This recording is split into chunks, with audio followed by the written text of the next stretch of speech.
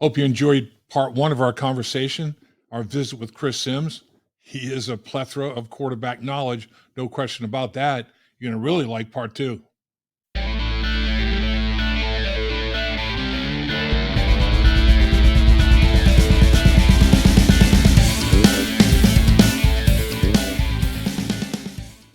And Chris referenced his dad, the legendary Phil Sims, playing with the Giants, and that Giants-Jets game that you talked about, Chris. Yeah. And I'll tell you, one thing about Phil Sims and Chris Sims, not only great football players, but as good a human being as walks the face of the earth. I mean, great people, tremendous people, no doubt about it. Thank you, Dave. Dad's awesome. Dad's a better guy than me. Don't lump me in there with him. Don't bring his stock down. All right. I'm not perfect, and I got a big mouth, and sometimes speak a little out of turn. So Dad's much more polite. He's got more of the Kentucky politeness. I got more of the Jersey attitude, and we're alike but a little different. I hear you. Great family, though, man. Great family. Thanks, buddy. As I'm looking at the quarterback again, we're talking about the Bengals schedule. All right, division games. All these quarterbacks, the three quarterbacks we talk about, that's 6 of them. 6 games the Bengals will have to play against talent at the quarterback position.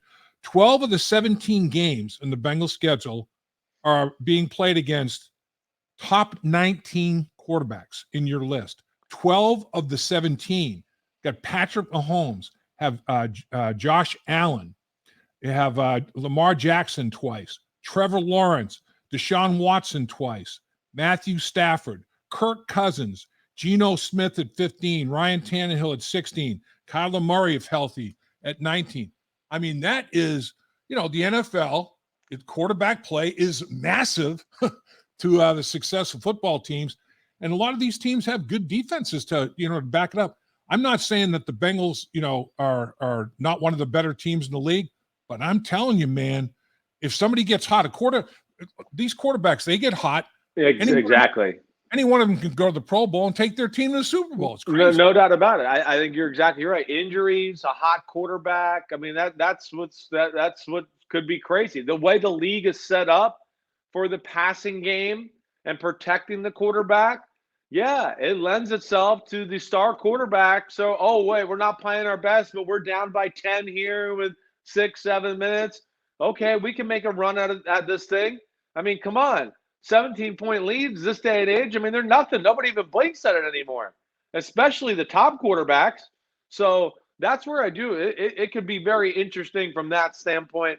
And hey, it's going to be tough sledding. The one thing I look at with the Bengals schedule, I think that's a positive, right, is, not to say that it's easy. I don't want to say that, but I'm a big in let's look at the early part of the year and see if we can get off to a good start and get some confidence and mojo going. I'm one of those, instead of going, December 17th, that's a win, that's a loss. We can legitimately have a little bit of a feel for early part of the year. And, hey, Browns and Ravens to start the year, we know that's not going to be easy. Right. But your Bengals team's super talented too. But then I look at, the next 4, and I know nothing's given in the NFL, but I can say with confidence that the Bengals roster is better than the Rams, the Titans, the Cardinals, or the Seahawks. Right. So I would think that the Bengals are sitting pretty. I'd be shocked if they weren't going into their bye week and preparing to play the 49er football team in week 8 to where they're sitting in a good spot. And now you're going, okay, wait, the Bengals are good. We thought they'd be good. Now let's gauge how good they are because they're going up against a real Super Bowl team in the 49ers, and let's see how they stack up, which I expect the Bengals to stand toe-to-toe with them. Yeah, you're right. And, people say the bye week, oh, man, that might be a little early. Yeah, maybe. But then Thursday night, November 16th, just right about a month later, you have a long week. It's almost like a mini bye. So, if you get nicked up with something, I think overall it's a pretty fair schedule. I agree. I like the bye week right there. As a player, I don't know, Dave, I know bye weeks were before your time, but I wasn't trying to take a shot, but it was a little shot. All right. But, no, it's true. It's definitely fact. But I was always as a player, I didn't want it too early in the year. I didn't want it week 3 or 4 because I was like, wait, we're just getting going here. I don't want to take a break, right? And I didn't want it week 13 or 14 because I always felt like, hey, we're coming down the home stretch here. We got to keep having the pedal on the metal. I don't want guys to go away and lose attention to details and techniques and, overeat on a 4-day weekend and come back and our left tackle's 25 pounds overweight, right? So that's what I look at week 7 and go, to me, that's kind of the sweet spot. Get the team going. You're hitting on all cylinders. You're maybe a little beat up from the first 6 games. You get a break, but now you get a chance to reignite the engines here and have no stop to go, get on the winning streak, win, go into the playoffs, and ride that momentum from there. So I'm actually, I would like it if I was playing for the Bengals. Yeah, I agree 100,000% on that. There's no question about it. I mean, looking at these quarterbacks, I like when you put your tiers in there too. You have tier 1, tier 2, and you say, sometimes there's not a big separation, big difference between the tiers, but sometimes there is. That's very interesting to me. And is there a quarterback that you looked at that? I mean, okay, some of these guys, the top 5 guys, their floor right now is so high. Right. How much ceiling do they have? Is there a guy where his floor is not ridiculously high and the ceiling is?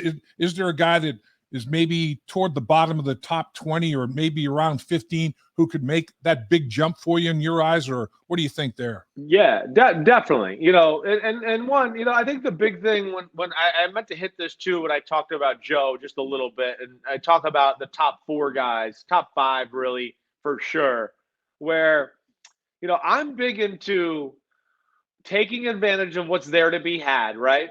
And Yep. I don't, that's where to me some of the grading sites are a little wrong, where they can go, oh, well, completion, positive grade.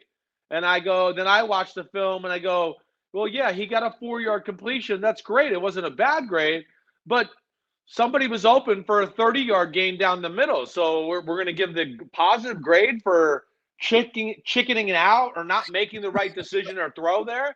Yeah. And see, that's where the top 4 or 5, they never miss, right? And then I'm big into when nothing is there to be had. Oh, everybody's covered. The protection's not that great. What do you do from there? And that's where, Burrow, Allen, Mahomes just shine. That's where they shine. Either they throw a ball where you go, oh, I don't know how he got that in there, or they buy a little extra time moving around the pocket or get outside the pocket where you go, damn, the defense did everything right. They won the play, and Joe Burrow still got a 20-yard completion. And that's just where they're special, that group. So that's where they separate themselves. Now, like guys that you're talking about where, I got Russell Wilson at 14, right? He'd be a guy, Russell Wilson's ability is still big time. It might have fallen off from where he was, right? But he's still pretty good running. He can make plays off schedule. His arm is still elite, right? He has a few more sidearm releases and things than he gets credit for. That was a tough situation last year. A crappy O-line, no running game, first-year head coach, a lot of pressure on him. He'd be one where I'd go, watch out for him, along with Geno Smith. Geno Smith's talent is real. If I just went off of last year, he'd be ranked higher than 15 on my list. But I can't go, oh, Russell Wilson, 10 years of all-pro play, one bad year. Geno Smith, nothing for 10 years, one really awesome year. Oh, he's a better quarterback than Russell Wilson. No, I got to take into account a little bit of the history of the player and overall there. But Geno's talent is he has an elite arm. He has elite size. And he's an elite athlete to go along with it. So, don't be shocked, fans out there, if Geno Smith throws for 4,500 yards again and 33 touchdowns. And Seattle's a player, especially with that weaponry up there. Those are two that jump out to me a lot in that way. Justin Fields at 23 would probably be the ultimate guy, Dave. Yeah. Right? Best running quarterback in football right now. Human highlight film to a degree. But when you break them down, it's a collection of plays. There's not a lot of consistency. The throwing still needs to be improved, right? the staying in the pocket and going through reads is still not at the level you'd like it. So he would probably fit that ultimate boom or bust question to finally give you a real answer there. It is remarkable. You made a comment. These quarterbacks are athletic, and people don't understand how athletic some of these guys are at the quarterback position. I mean, Right. Russell Wilson was a Major League Baseball prospect. I mean, legit. Joe Burrow, for example, here in Cincinnati, the Bengals go to the Reds. I saw it. Yeah, earlier in the week, and he goes yard multiple times.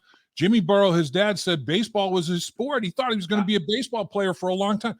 I mean, these guys are athletes, man. It's incredible. You're a great athlete. You weren't just a football player. I mean, your dad played multiple sports. I mean, these quarterbacks are, talented athletes, man. No doubt about it. Quarterbacks are a good blend of, not the freakiest physical guys our age, right? We're not going to go through the legs and do a dunk or a 360 dunk, but we can dunk. And we run pretty good, and our agility and stuff is pretty good. But then our hand-eye is usually special. Yeah. That's where, if you go, I need one player to knock down a 25-foot jump shot right now, my mind would right away go to like Mahomes or Burrow. I go, I want one of those two to shoot it. I don't even know. I don't need to see it. I just know it, right? It's like, I need someone to hit a baseball. Oh, wait, Burrow, Mahomes, Josh Allen. Oh, okay, yeah, right.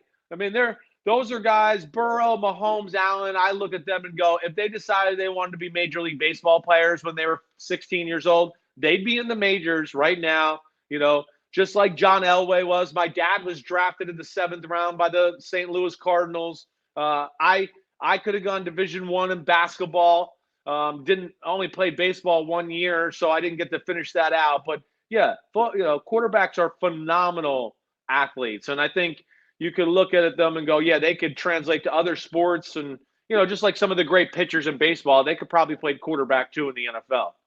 No question. You're exactly right. I know you and your dad work with a lot of young quarterback prospects. I mean, is the pipeline pretty well stocked? Do you foresee the position in good hands for years to come based on the talent that you guys are working with?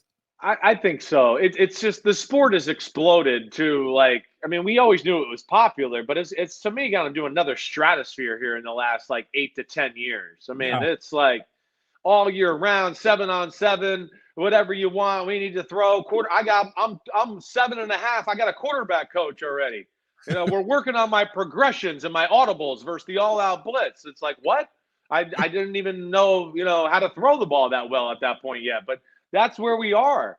And I think the pipeline between the picks we saw this year in the first round, right? And then, I look at next year, Caleb Williams, the quarterback at Washington, Michael Penix, right? The kid at North Carolina. I'd be sure, Penix and Caleb Williams will be top 5 picks for sure. The kid from North Carolina looks like a first rounder. I don't think he's as physically gifted as those guys. But yeah, I think was as popular as the sport is, how many people we got in this country right now.